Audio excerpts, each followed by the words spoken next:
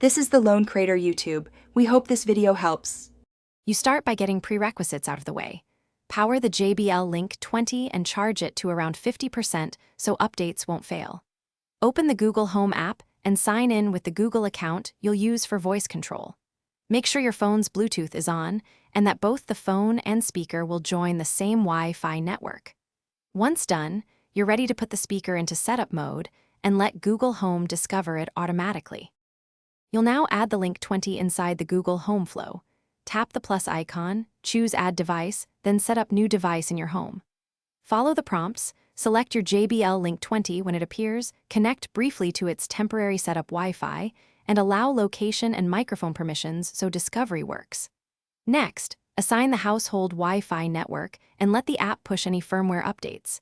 This ensures reliable casting and assistant. Finish by testing voice control. Say, "Hey Google, play music on," plus the speaker name. You should hear audio within seconds.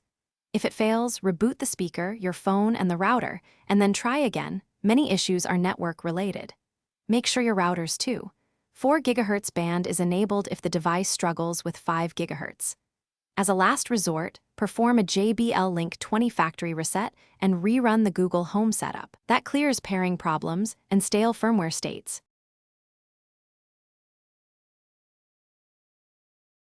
Thanks for watching.